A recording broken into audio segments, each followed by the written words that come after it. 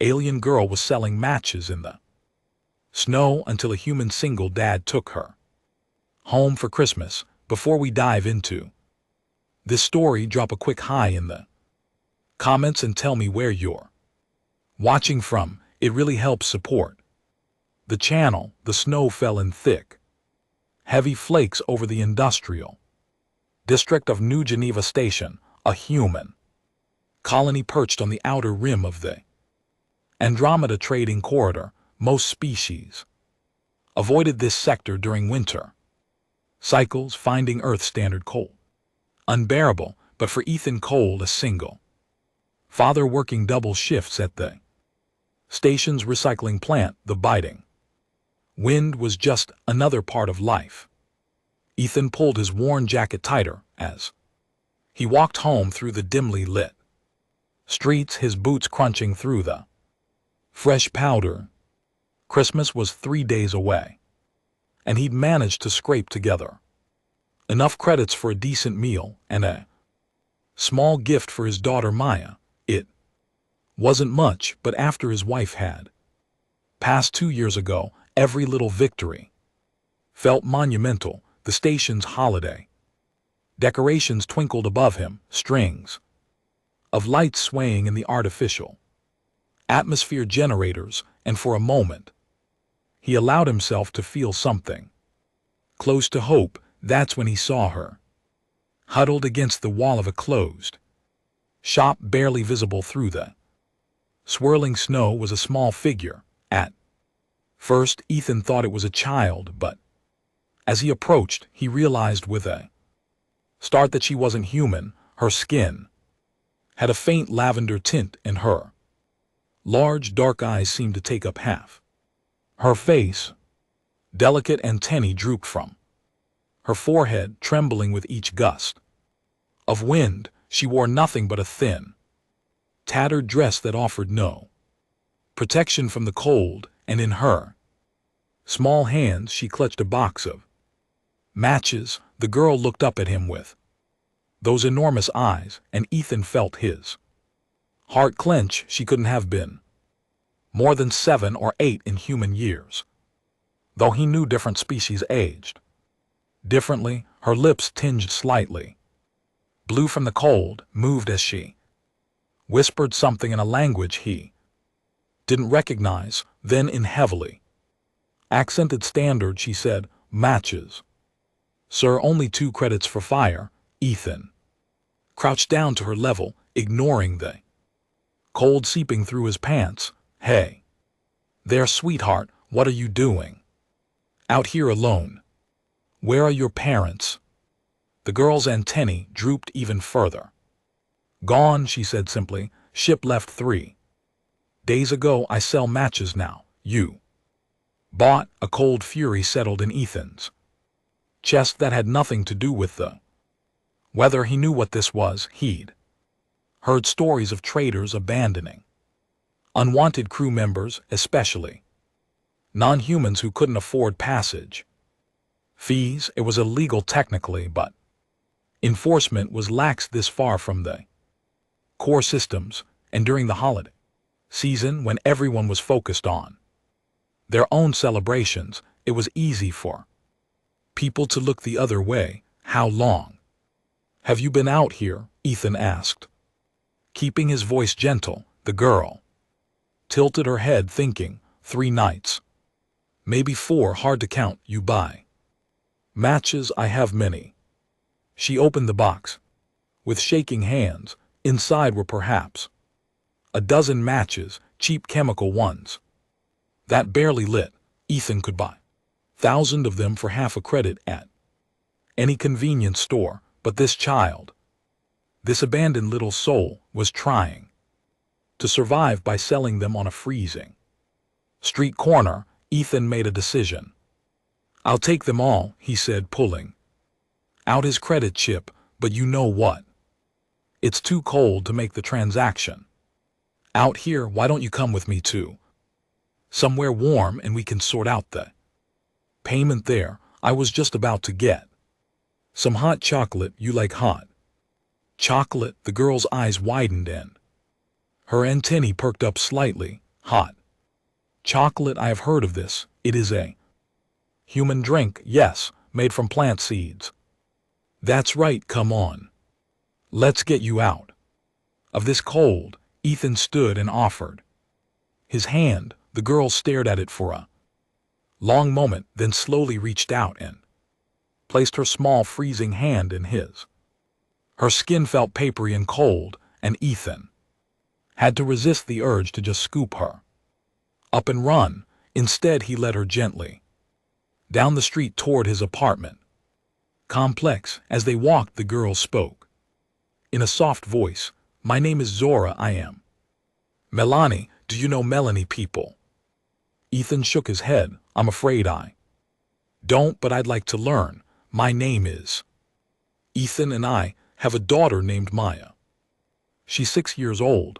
Zara's antennae quivered with what Ethan was beginning to recognize as interest or curiosity.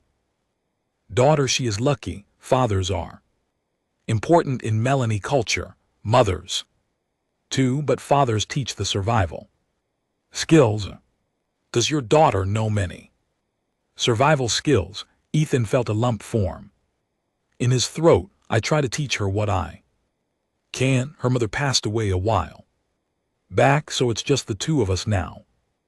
Oh, Zara said softly, then she is like me. We are both without mothers. They reached Ethan's apartment building, a modest structure that had seen better days but was clean and warm. As they climbed the stairs to the 3rd floor, Ethan found himself wondering what he was going to tell Maya. His daughter had a big heart, but bringing home a stray alien child 3 days before Christmas was definitely not part of the plan.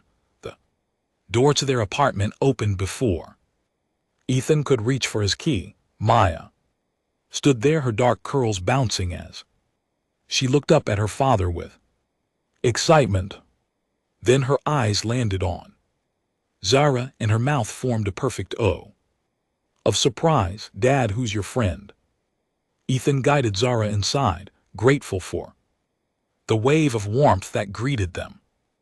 Maya, this is Zora. She was selling matches outside in the snow, and I thought she could use some hot chocolate and a warm place to sit for a while. Is that okay with you? Maya's face lit up with the kind of pure, uncomplicated joy that only children seemed capable of.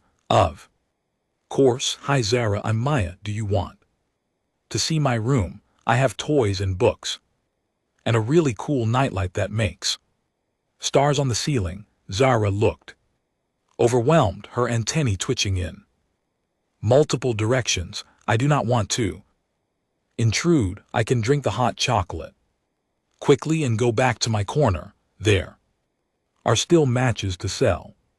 Nonsense, Ethan said firmly. It's too cold out there for anyone, let alone a child.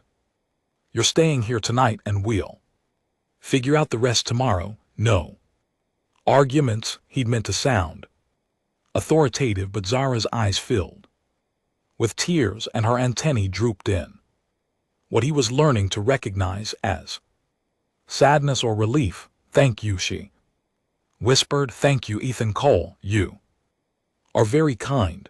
The galaxy does not have many kind beings. Maya grabbed Zara's hand. Come on, you can sit on the couch, and Dad will make us hot chocolate. He makes the best hot chocolate in the whole station. He puts in extra marshmallows when he thinks I'm not looking. As Maya led Zara to the living room, chattering about Christmas decorations and the presents she hoped Santa might bring, Ethan headed to the kitchen.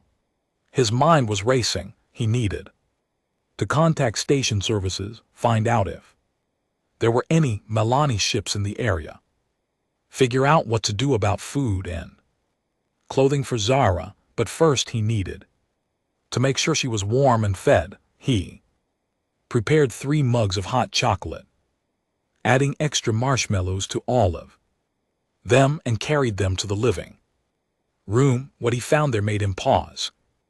In the doorway, Maya had wrapped Zara in the fuzzy blanket from the couch, and both girls were sitting close together, giggling about something.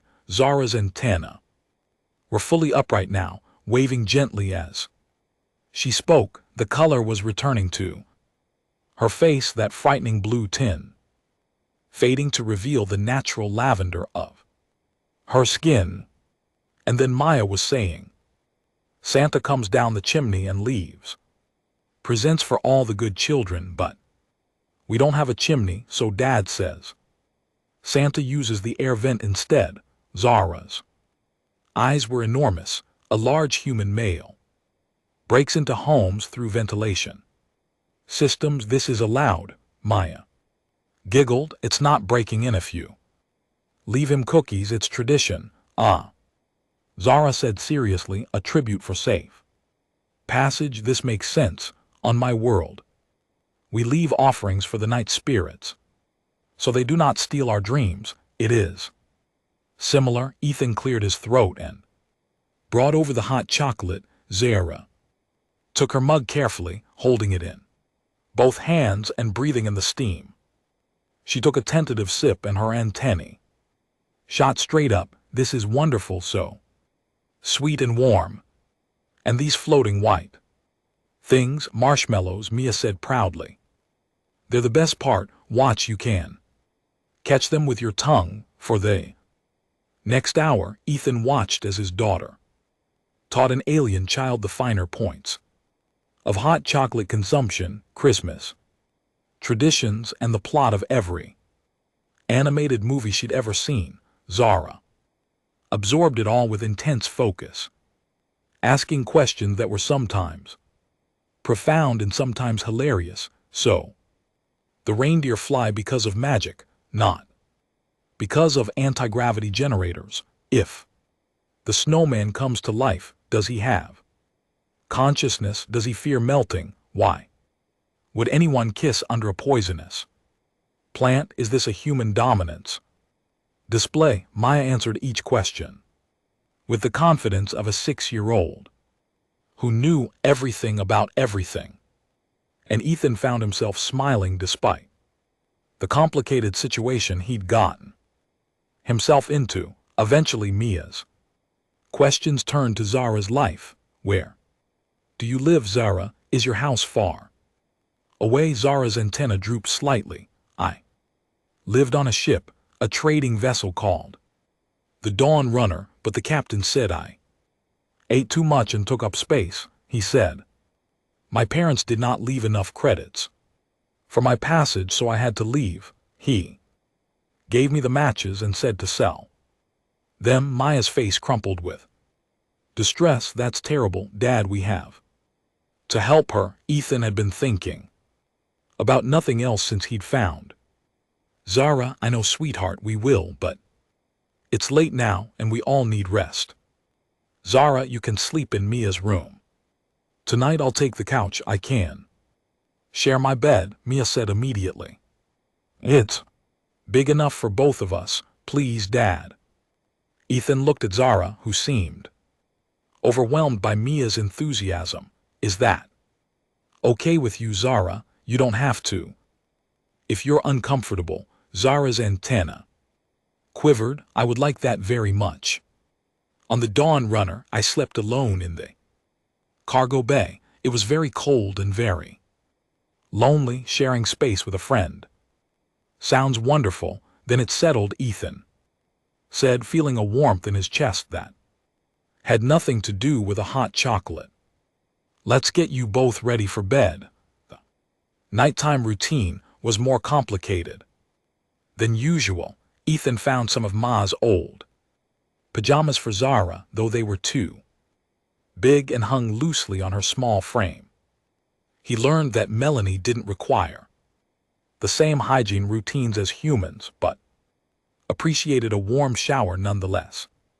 Zara's delighted laughter as she discovered running water made Ethan realize just how deprived her life on that ship must have been. When both girls were finally tucked into Maya's bed, Ethan sat on the edge and smiled at The sight of them, Maya had already claimed Zara as her new best friend, and Zara looked more relaxed than she had since he'd found her. Dad, Maya said sleepily, can Zara stay for Christmas? Ethan glanced at Zara, who was looking at him with those huge, hopeful eyes. We'll see, sweetheart, sleep now. Tomorrow's another day. He turned off the light, leaving only Ma's star projector glowing softly on the ceiling. As he closed the door, he heard Mia whisper, don't worry, Zora, my dad's the best, he'll figure something out. He always does. Ethan hoped his daughter's faith in him wasn't misplaced. The next morning, Ethan woke early and immediately got to work. While the girls still slept, he made calls to station services, the Colonial Integration Office, and even the Inter-PC's Children's Welfare Bureau. What he learned made his blood boil. The Melani were a small, peaceful species from a low-gravity world. They were often exploited by traders who promised transport and then abandoned them when credits ran short. Worse, because the Melani had limited political representation in the Galactic Council. Cases of abandonment were rarely prosecuted. The station had no Melani population, no consulate, and no easy way to contact their home world. As for Zara, she was technically classified as an unaccompanied minor, which meant she'd be placed in a group home until they could locate her family or arrange transport back to her home world.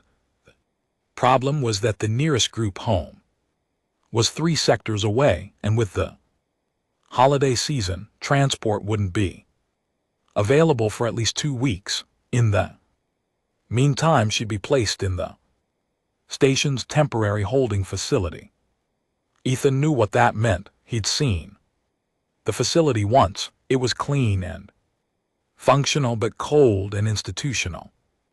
The idea of putting Zara there, especially after she'd already been abandoned once, made him feel sick. There has to be another option, he told the case worker on the other end of the comm. She's a child. Can't she stay with a foster family temporarily?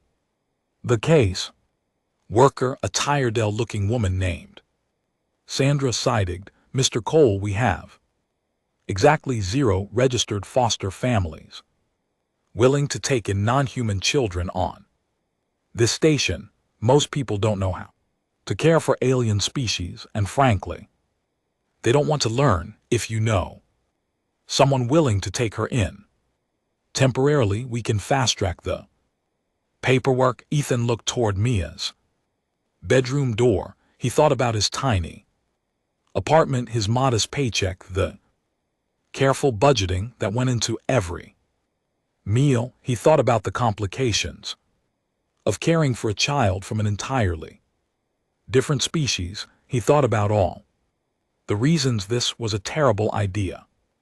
Then he thought about Zara's face when she tasted hot chocolate for the first time. What if I took her in temporarily, just until you can arrange proper placement? Sandra's eyebrows shot up.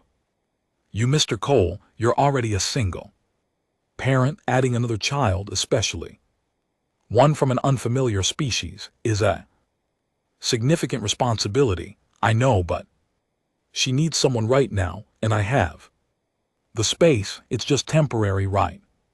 Sandra studied him for a moment, then nodded slowly. I'll send you the paperwork, but Mr. Cole, I should warn you, temporary placements have a way of becoming permanent when no one else steps up. Are you prepared for that possibility? Ethan thought about it for exactly 3 seconds. Send the paperwork.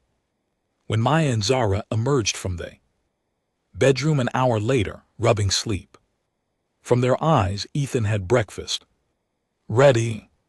Pancakes, which he'd learned from a quick galactic database search, were compatible with Melanie digestive systems. He'd even found a recipe for a sweet syrup that Melanie traditionally enjoyed. Zara's reaction to her first Earth-style pancake was almost as enthusiastic as her reaction to hot chocolate. Her antennae danced with joy, and she made a small humming sound that Ethan guessed was the Melanie equivalent of a satisfied sigh. "This is the best food I have ever tasted," Zara declared.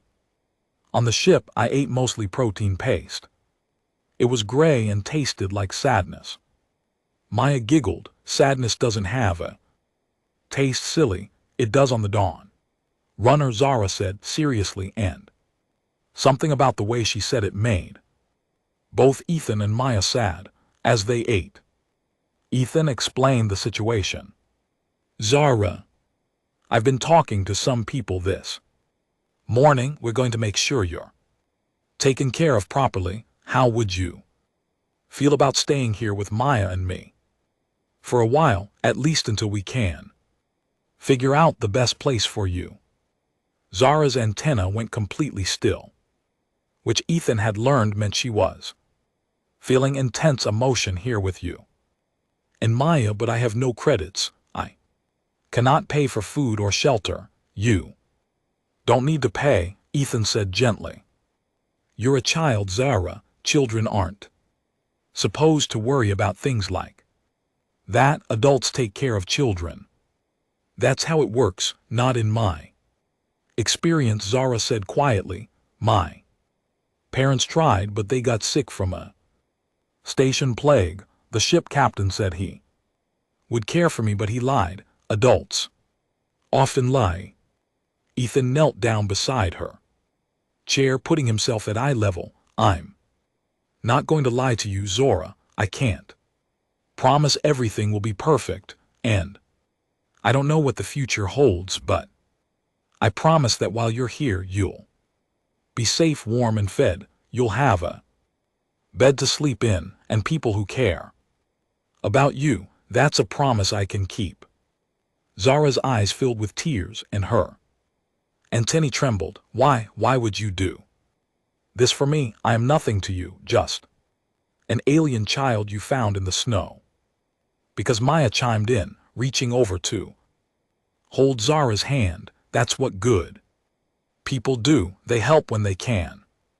"Right, Dad, right," Ethan agreed, his own throat tight with emotion. "And besides, Mia has been asking for a sister for years. Early Christmas present."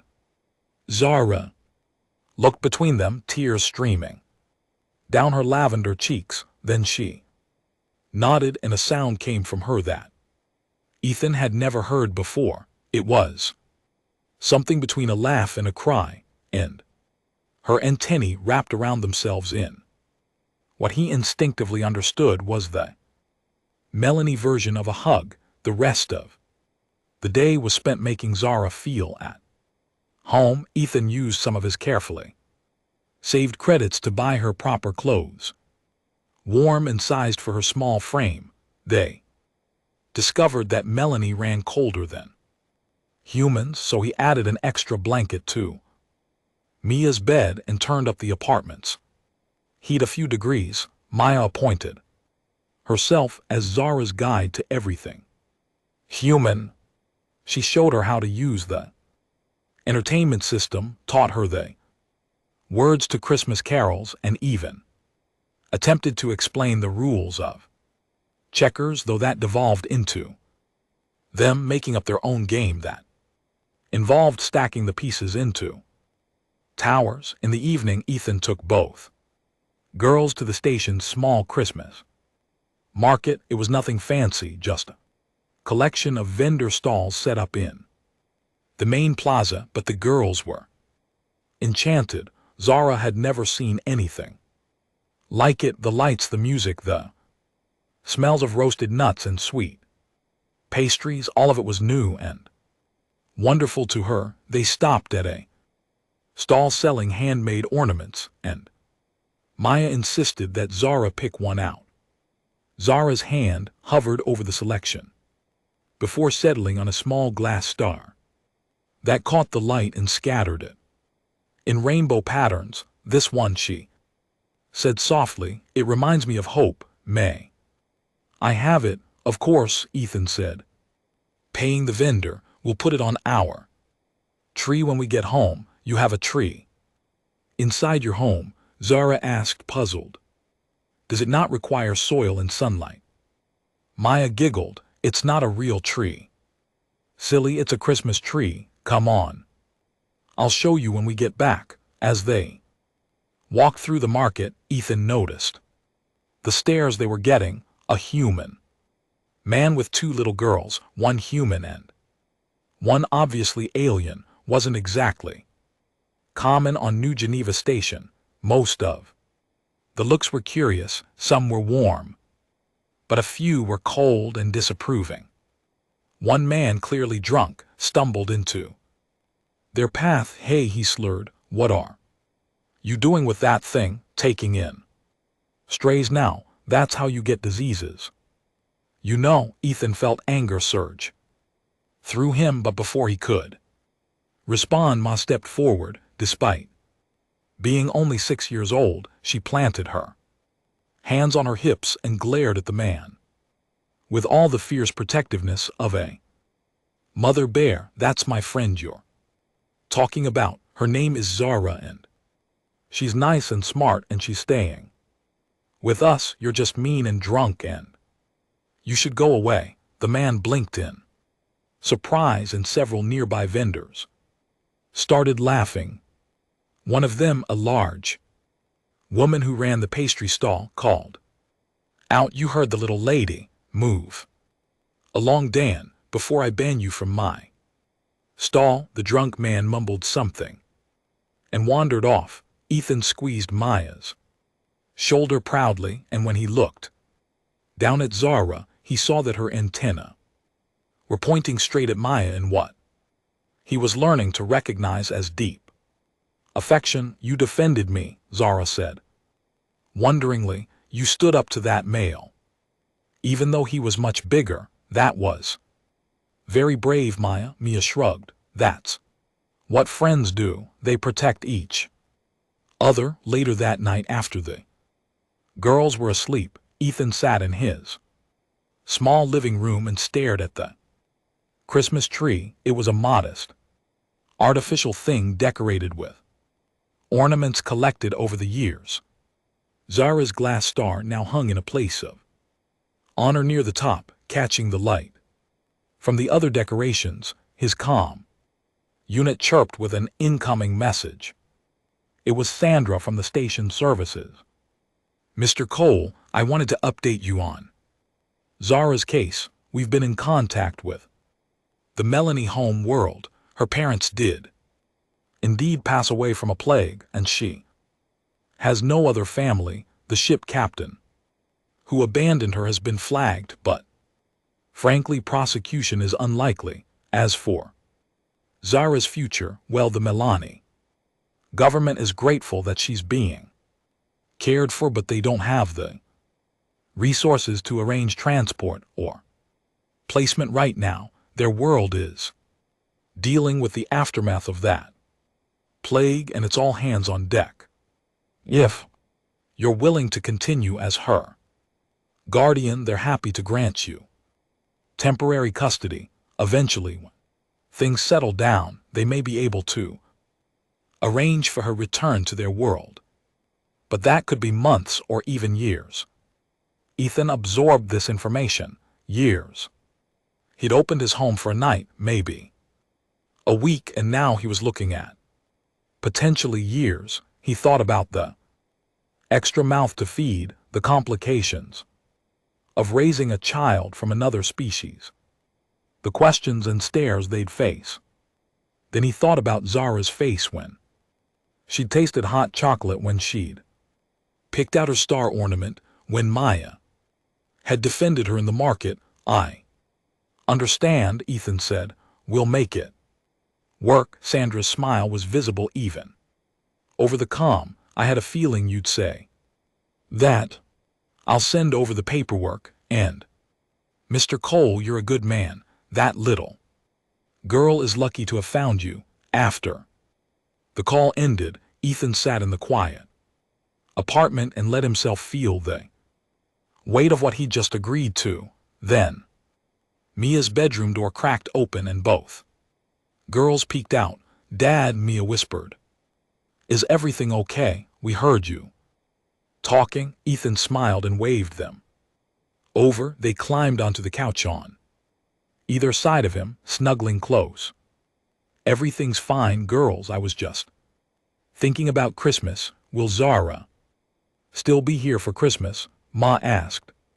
Hopefully. Ethan looked at Zara, whose antennae were quivering with nervous hope. Zara's going to be here for Christmas and for a long time after that. If she wants to be, how does that sound? Zara's antennae shot straight up and she made that sound again, the one that was half laugh and half cry. I want to be. I want to very much. I will be good. I promise I will learn all your human customs and I will not be too much trouble. You're not trouble, Ethan said, firmly pulling both girls close.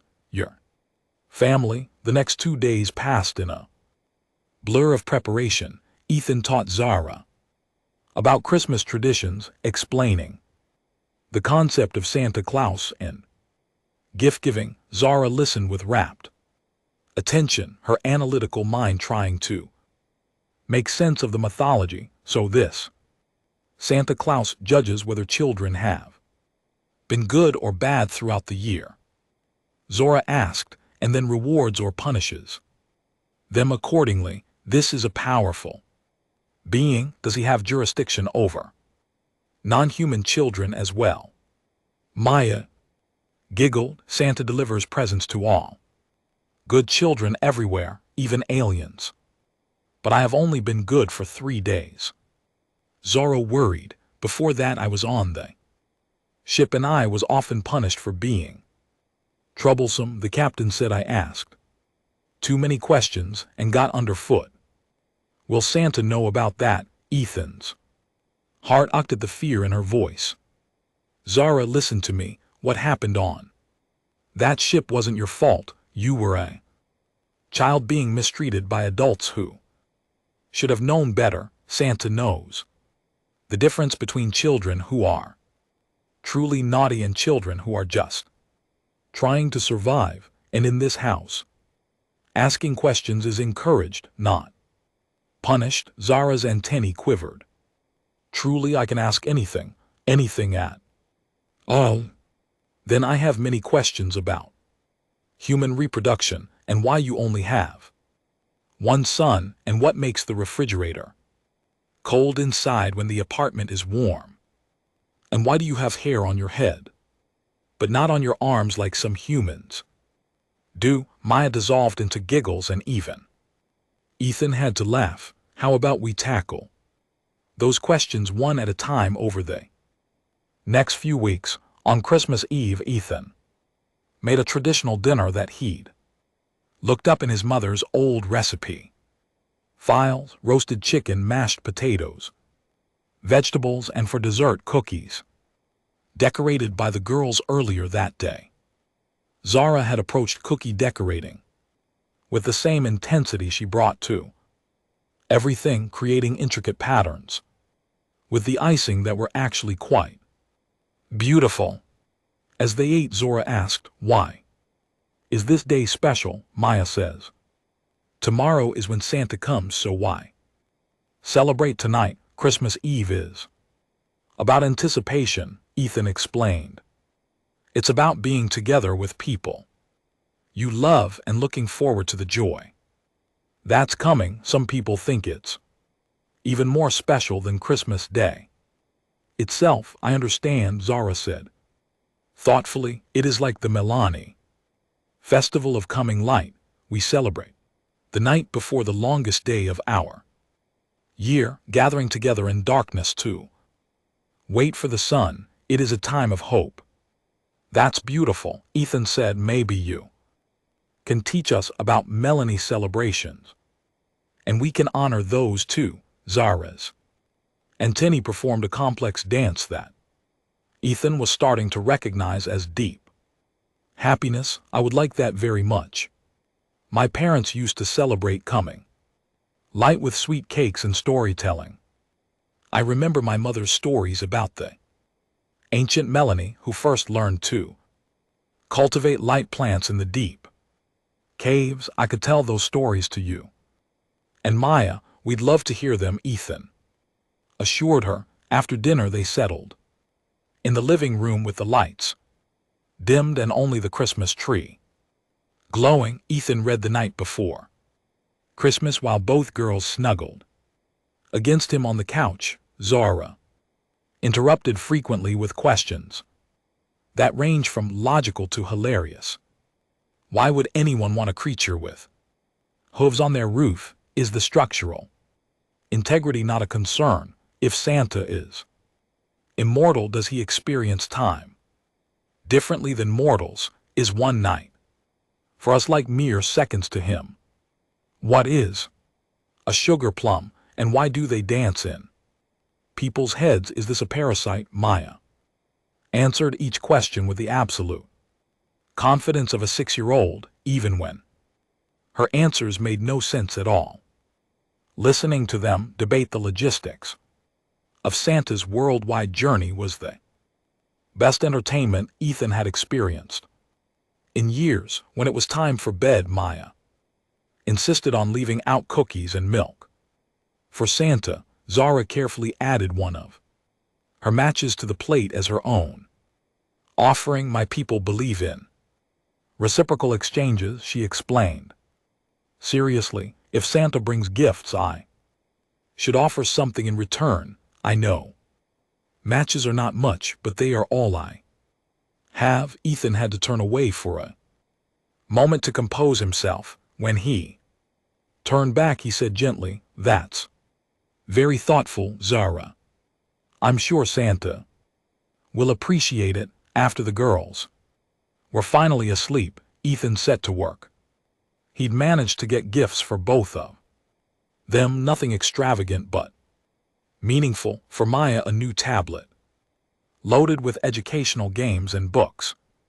For Zara, he'd found something he hoped would mean as much to her as he thought it would. He placed the presents under the tree, ate the cookies the girls had left out, and carefully took Zara's match, placing it in his pocket. Then he added one more present under the tree, something he'd been working on in secret. On Christmas morning, Ethan was woken not by an alarm, but by excitement.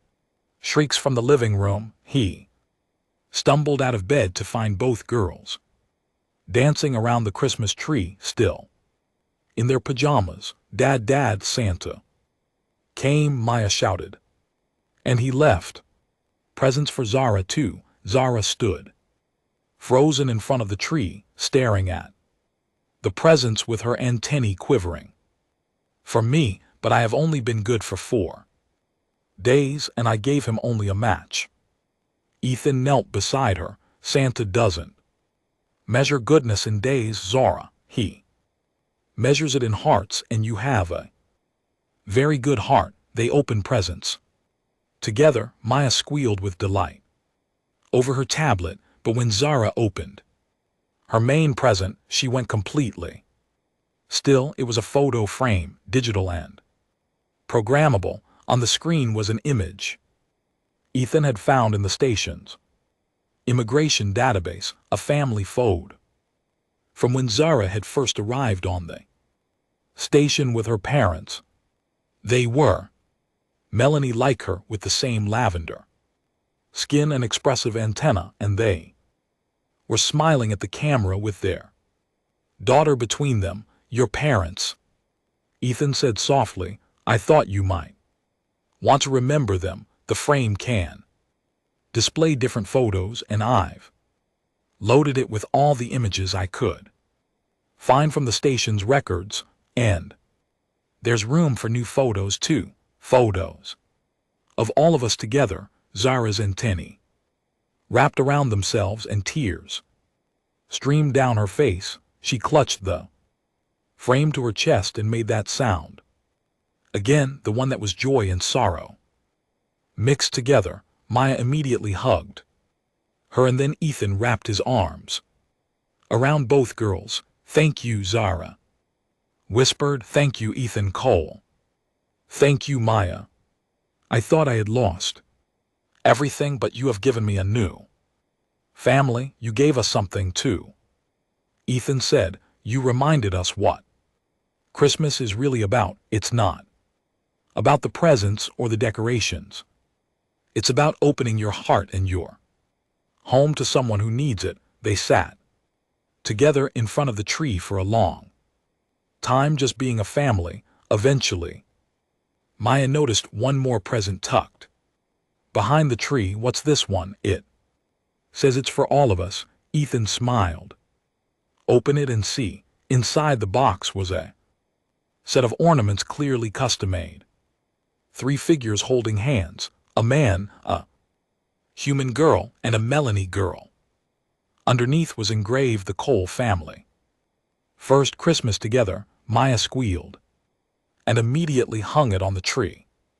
Zara touched it gently, tracing the figure that represented her with one delicate finger. "The Cole family," she repeated softly. "I am part of the Cole family." "You absolutely are," Ethan confirmed. Later that day, after a Christmas feast that Zara declared was even better than Christmas Eve dinner, they had visitors. Several of Ethan's co-workers from the recycling plant stopped by with small gifts and well wishes. Word had spread about the alien girl Ethan had taken in, and people wanted to meet her. What surprised Ethan most was how quickly people fell in love with Zara. Her curiosity was infectious, her questions insightful, and her earnest attempts to understand human culture were endearing.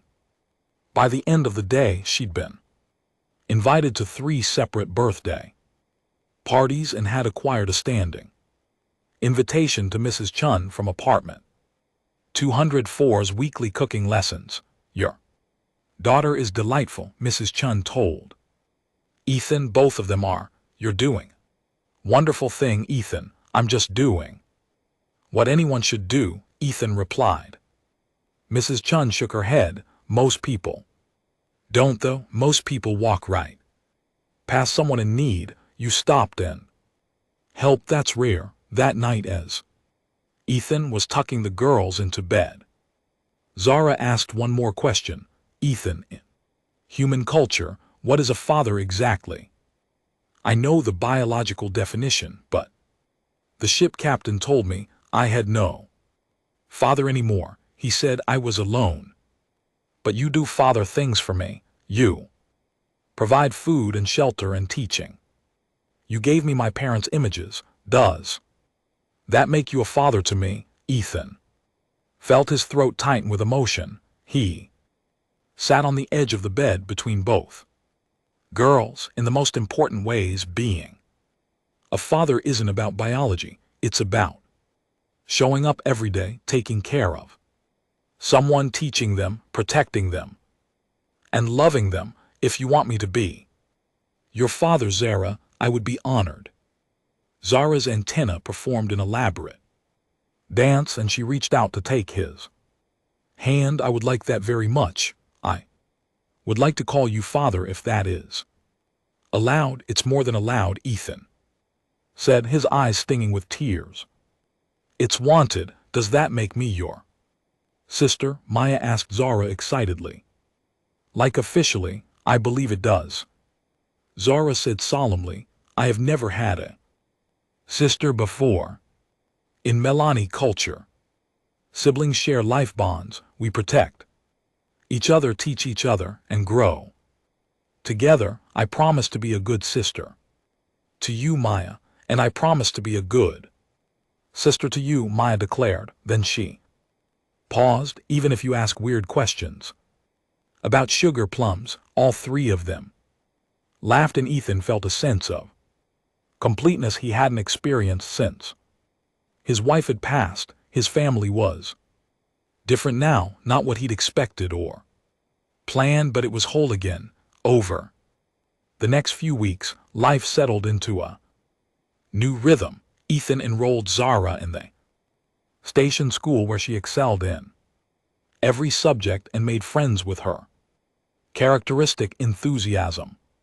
Her teachers reported that she had an exceptional mind for science and mathematics, though she also showed a surprising talent for art. Maya appointed herself as Zara's cultural ambassador, teaching her the intricacies of playground politics, the proper way to trade snacks at lunch, and the most important slang terms. In return, Zara taught Maya about Milani culture, including basic words in her native language and the traditional stories her mother had told her.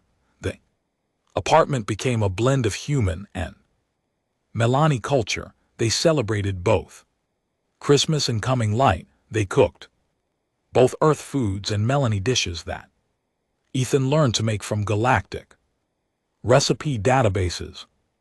Zara's photo frame held a place of honor on the living room shelf, now filled with images of all three of them together. The legal process of making Zara's custody permanent took several months. There was paperwork, interviews, home visits, and countless bureaucratic hurdles, but through it all, Ethan never wavered.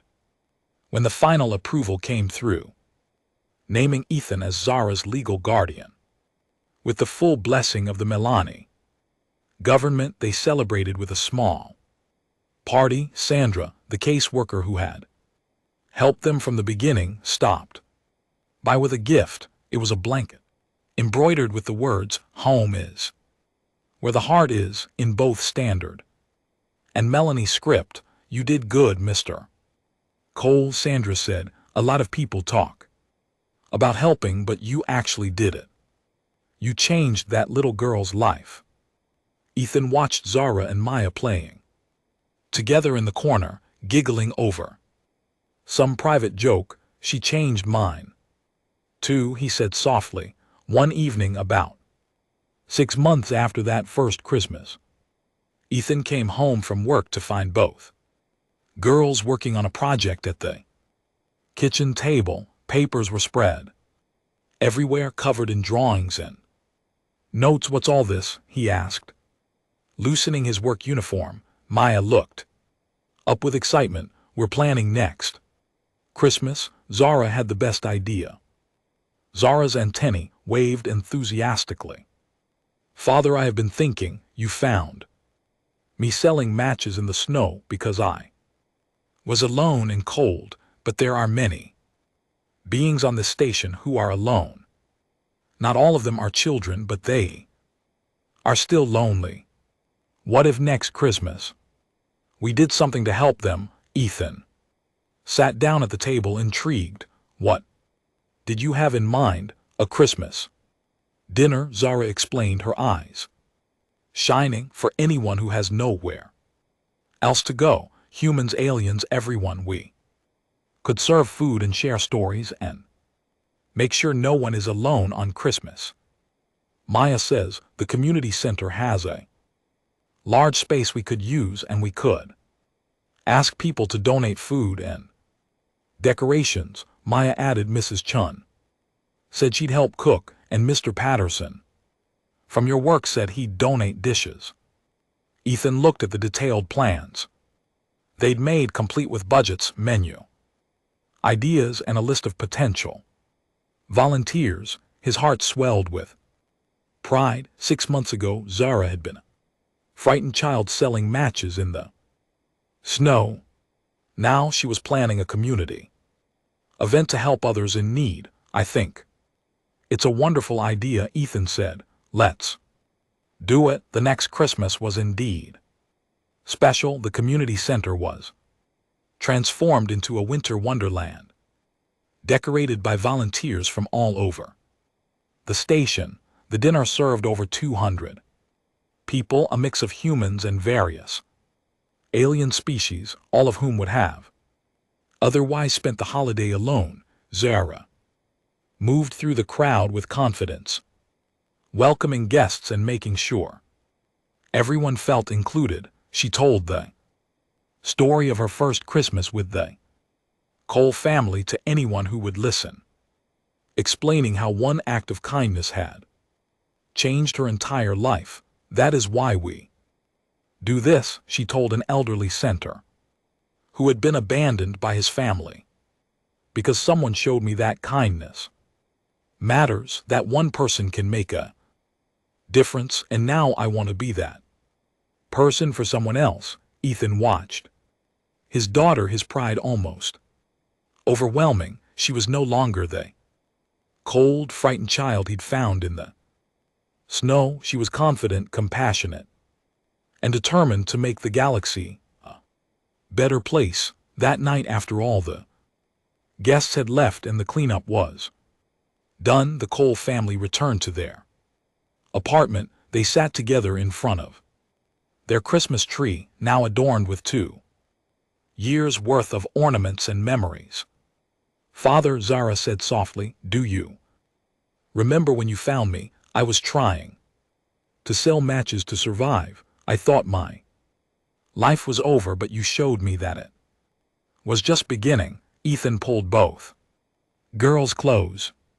You know what I've learned, Zara, helping you wasn't just good for you, it was good for all of us. You've made our family better, made our community better. You've reminded all of us what really matters. What's that? Maya asked. That we take care of each other, Ethan said simply. No matter where we come from or what we look like, we see someone in need and we help. That's what makes us human. Well, he added with a smile at Zara, that's what makes us good beings, whatever our species. Zara's antenna performed that elaborate dance that meant she was feeling multiple intense emotions at once. In Melani culture we have saying, translated it means the light of one candle can ignite thousands. You were my candle, Father. You and Maya. And now I hope to be a candle for others. You already are, Ethan assured her. You absolutely are. The months following that first Christmas brought challenges that Ethan hadn't fully anticipated. Learning to care for a Melanie child meant understanding biological needs that were completely foreign to him. He spent countless nights researching Melanie physiology, dietary requirements, and cultural practices. He learned that Melanie needed specific minerals that weren't common in human foods, that their sleep cycles were slightly longer than human ones, and that their emotional processing was tied directly to the movement of their antenna. There were medical appointments with doctors who had never treated a Melanie before.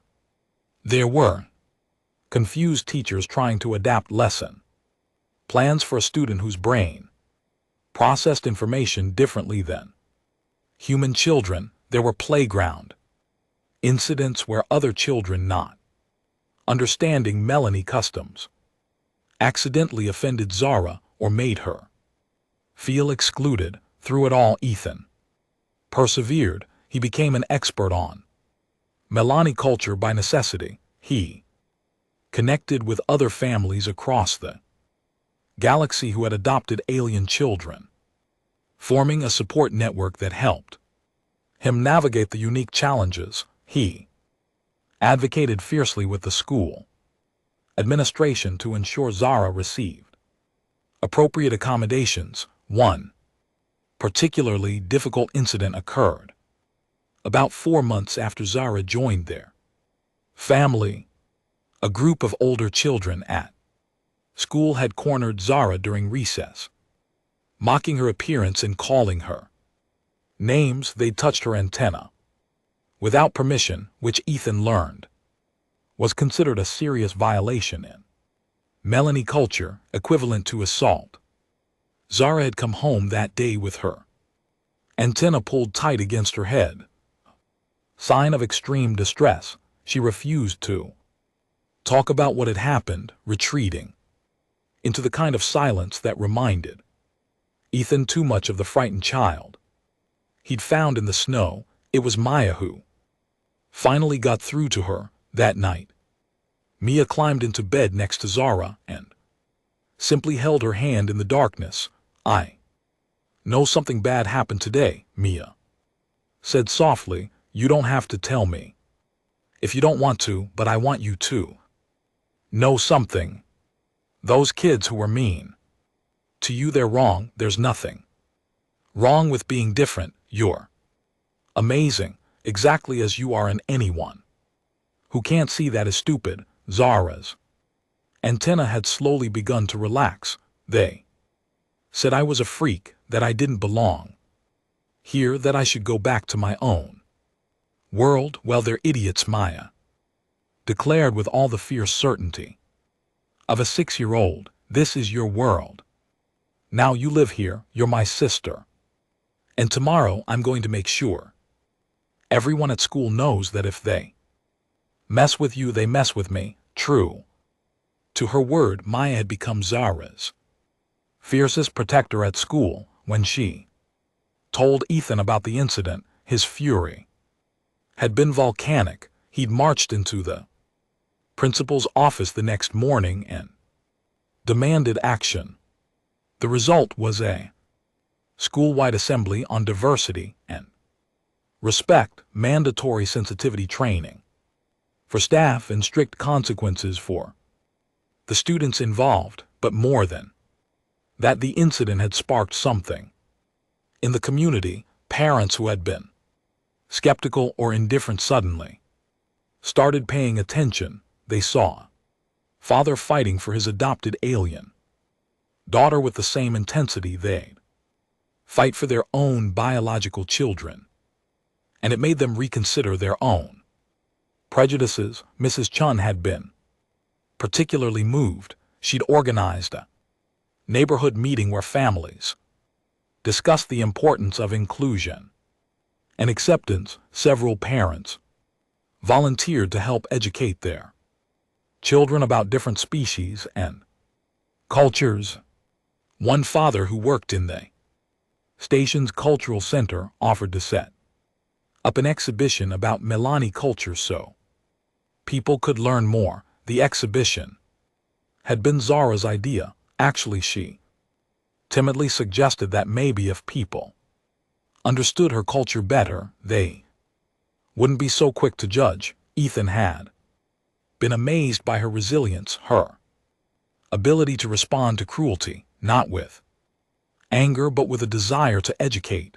The exhibition became a significant event on the station. Zara stood beside displays showing Milani history, art, and traditions, answering questions from curious visitors. She demonstrated traditional Milani communication through antennae movements, explained the significance of coming light festivals, and shared stories her mother had told her about their home world. Ethan watched with pride as his daughter transformed from a victim to an educator, from someone who was pitted to someone who was respected. But what touched him most was seeing how the experience changed Maya as well. His biological daughter developed a sophisticated understanding of prejudice and justice that was remarkable for someone so young. One evening Maya had come to him with a serious expression.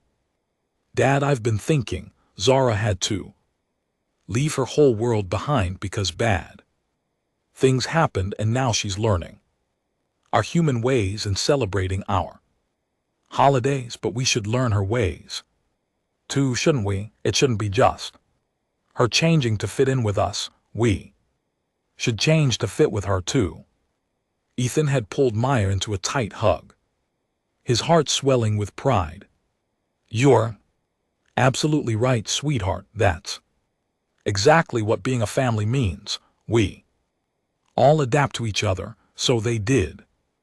They learned Milani meditation, techniques which involved a form of synchronized breathing that Zara found calming. They studied Milani art, discovering that their traditional paintings used ultraviolet pigments, invisible to human eyes, but which Zara could see clearly. They even tried to learn the Milani language, though the complex clicks and harmonics were difficult for human vocal cords to produce. Zara, for her part, embraced both heritage and her new human family. With equal enthusiasm, she started wearing a small pendant that combined human and Milani symbols, a gift from Maya, who had designed it herself.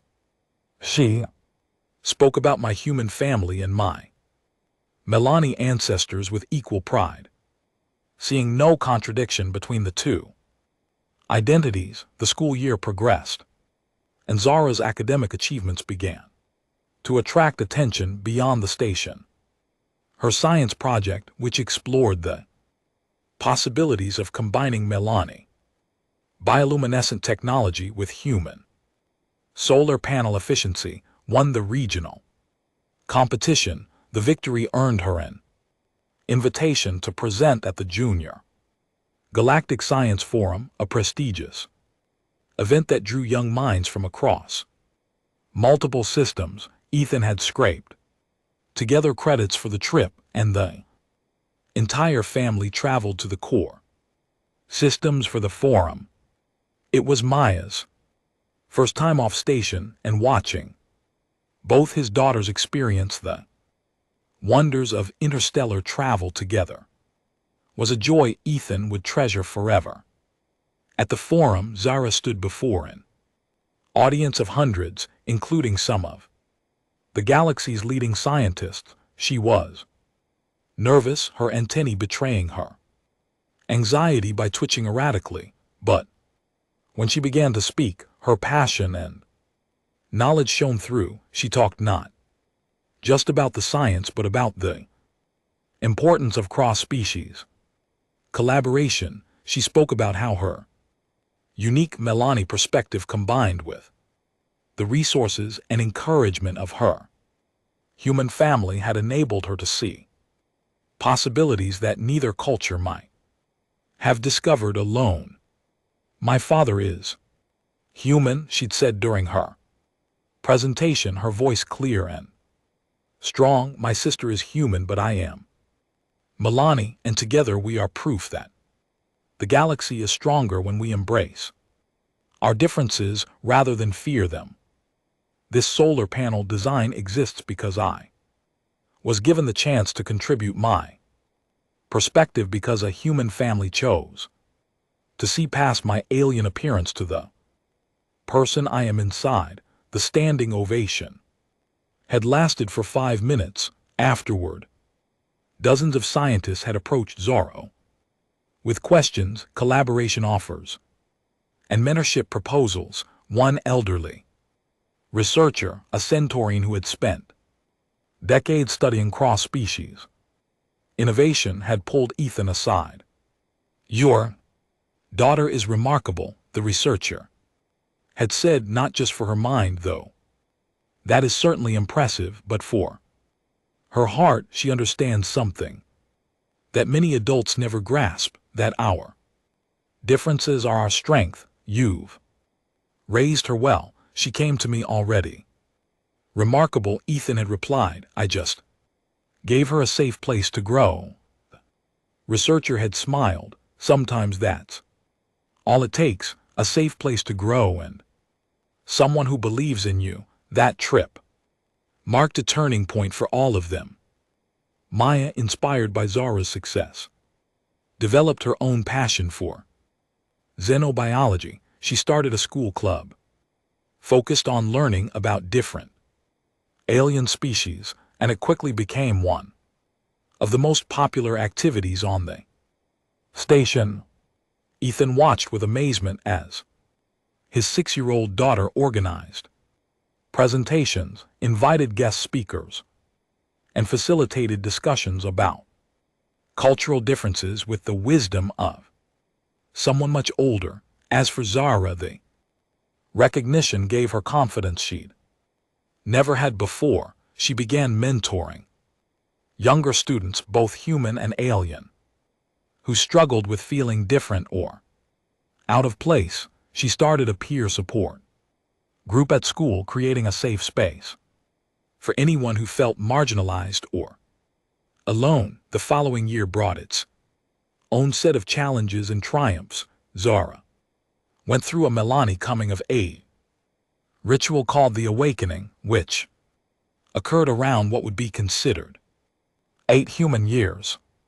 It was a biological process where her antennae developed additional sensory capabilities, allowing her to detect emotional states in others through subtle chemical signals. The awakening was traditionally overseen by Melanie elders, but with none available on New Geneva Station, Ethan had to learn how to guide Zara through the process himself. He'd contacted Melanie cultural experts via long-range communications, spending hours in video conferences, learning about traditional practices and modern adaptations.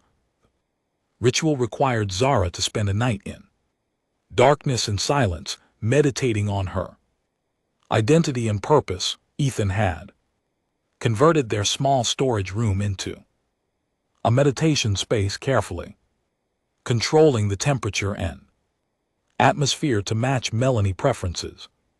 He'd stayed up all night outside the door, ready to help if Zara needed him, but respecting her need to complete the ritual alone. When Zara emerged the next morning, her antennae had a subtle new iridescence, and her eyes held a deeper awareness. She'd hugged Ethan tightly and whispered, "Thank you, Father, for helping me honor my heritage. Many human parents would not have made the effort to understand. You're my daughter."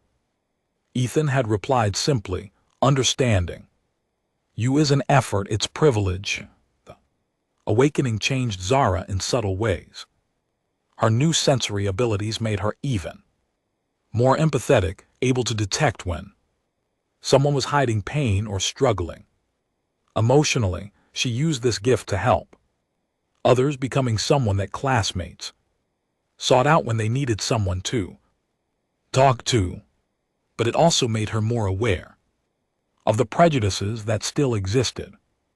She could sense the discomfort some adults felt around her, the fear or disgust they tried to hide behind polite smiles. It hurt her. Ethan knew, even though she rarely complained. One evening, Zara had asked him a question that broke his heart. "Father, do you think there will ever be a time when people don't see me as an alien first and a person second?" Ethan had thought carefully before answering, "I don't know, sweetheart. Probably not in our lifetime, if I'm being honest, but I do know this: every time you walk into a room with your head held high, every time you achieve something remarkable, every time you show kindness to someone who doesn't deserve it, you change minds. Maybe just one person at a time, but those changes add up. You're not responsible for fixing everyone's prejudice, but by being authentically yourself, you make the galaxy a little bit better." "Is that enough?" Zora had asked. "To just make things a little bit better, it's everything," Ethan had assured her, "because that's how real change happens, not in grand gestures, but in small moments of connection and understanding. You've already changed so many people's minds, Zara. You changed mine, you changed Maya's, you changed our whole neighborhood. That ripple effect will continue spreading long after we're gone." As the years passed, the Cole family became something of a symbol on New Geneva Station. They represented what was possible when people chose love over fear, when they built bridges instead of walls. Their annual Christmas dinner grew from a Simple community meal to a major station. Event that attracted hundreds of attendees and dozens of volunteers. By the third year, they had to move the event to the station's main hall to accommodate everyone. Local businesses donated food and supplies. Artists created decorations that blended human and various alien traditions. Musicians performed songs from dozens of different cultures. It became a true celebration of diversity, all because one man had stopped to help a child in need. But the impact went beyond just the Christmas dinner. Inspired by the Cole family's example, other families began opening their homes to displaced alien children. The station established a formal foster and adoption program for non-human minors. New Geneva became known throughout the sector as a place where all species were welcome, where diversity was celebrated rather than merely tolerated. Zara and Maya remained close as they grew older. They had the kind of bond that transcended biology, finishing each other's sentences and supporting each other through every challenge. When Mia struggled with math, Zara tutored her patiently. When Zara faced discrimination, Maya defended her fiercely. They were sisters in every way that mattered. On their 5th Christmas together, something extraordinary happened. A Melani ship arrived at New Geneva Station, the first to visit since Zara's arrival. The captain contacted station authorities requesting permission to meet with Zara Cole, the Melani child who had become famous for her advocacy work. Ethan had felt a surge of anxiety. What if they wanted to take Zara back? What if they disapproved of how he'd raised her? What if Zara decided she wanted to return to her people? But Zara had squeezed his hand and said calmly, "It will be okay. Father, this is my home. You are my family. Nothing will change that." The meeting took place in a neutral conference room at the station's administrative center. 3 Melani adults entered, their antennae moving in complex patterns as they observed Zara. The eldest, a female named LRA, spoke first in the Melani language, which Zara had been studying and could now understand. Zara responded in kind, and for several minutes Ethan could only watch as his daughter conversed with members of her own species. For the first time in 5 years, he saw her antennae moving in ways he'd never seen before, participating in a form of communication that was as much physical as verbal. Finally, LRA turned to Ethan and switched to standard. "We came because word of Zara reached our home world. Melanie child adopted by a human, thriving and achieving remarkable things. Some of our people were skeptical. Some were concerned that she had lost her culture, been assimilated into human society at the cost of her heritage. But I see now that those concerns were unfounded. Zara hasn't lost her culture," Ethan said carefully. "We've worked hard to honor her heritage, while also welcoming her into our family." Elra's antennae waved approvingly. "Indeed, I can see in her posture, in her speech patterns, in the way she moves, that she is culturally Melanie, but I also see the influence of her human family in her confidence, her assertiveness, her willingness to engage with other species. You have raised her to be both Melanie and human, or perhaps something even better, a bridge between worlds." She turned back to Zara. "Child, I have a question for you. Would you ever consider returning to the Melanie home world? We have educational opportunities, cultural experiences, Connections to your people that you cannot have here. Ethan's heart clenched, but he remained silent. This was Zara's decision to make. Zara looked at LRA, then at Ethan, then at Maya, who had insisted on attending the meeting. Her antennae moved in a pattern that LRA seemed to find significant.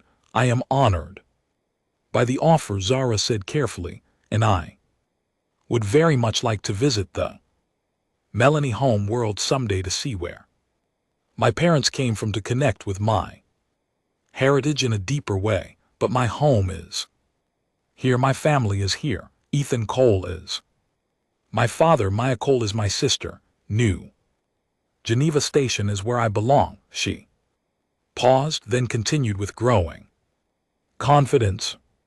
I think perhaps I can serve my people better by staying here, by being an example of what's possible when species work together. I want to show other Melani children who might find themselves alone that they can build new families without losing who they are. I want to show humans that alien children are not so different, that we all need love and belonging.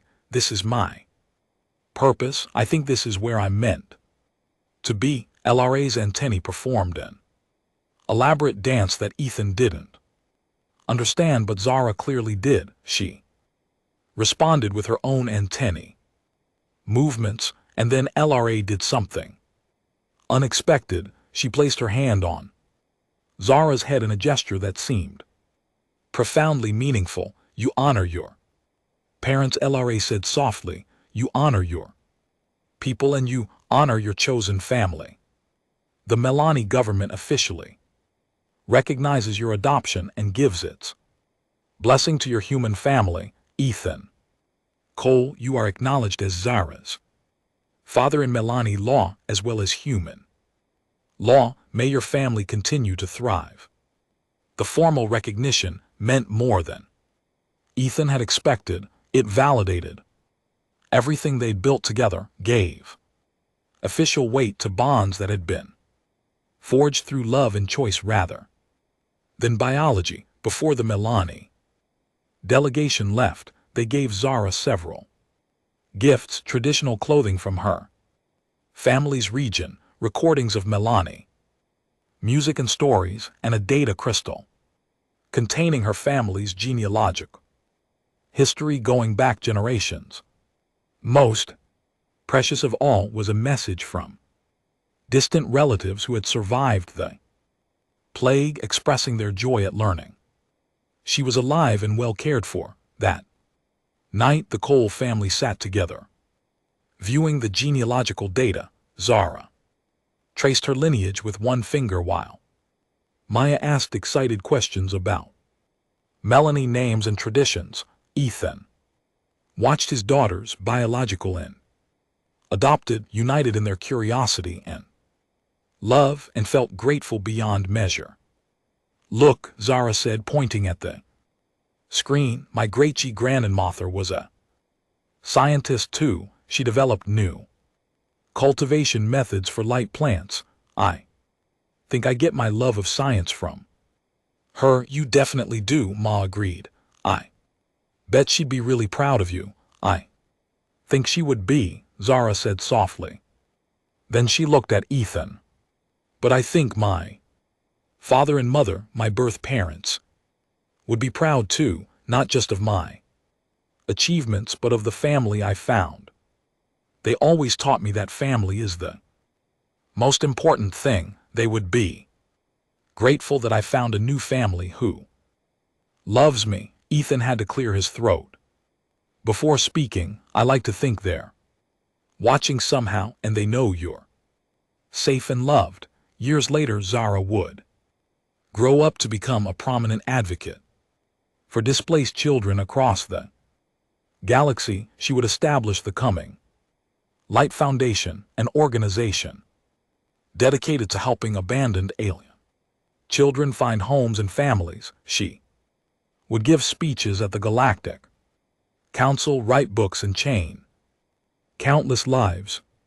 But she would always say that it all started on one cold Christmas Eve when a single human father stopped to help a little alien girl selling matches in the snow when he chose kindness over convenience, when he opened his home and his heart to someone in need, and she would always carry that lesson with her. That one act of compassion can change everything, that families aren't just born, they're built, and that the true spirit of any holiday, human or alien, is the decision to care for one another. The Cole family continued to host their Christmas dinner every year, and it grew larger each time. It became a station tradition, a symbol of what their community could be when people chose to see past species and status to the fundamental truth that connected them all.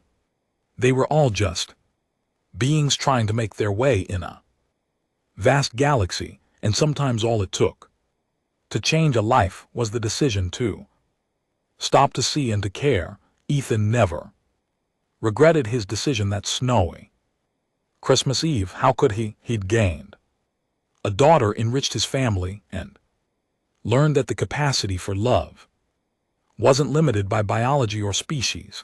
It was simply a choice made new each day.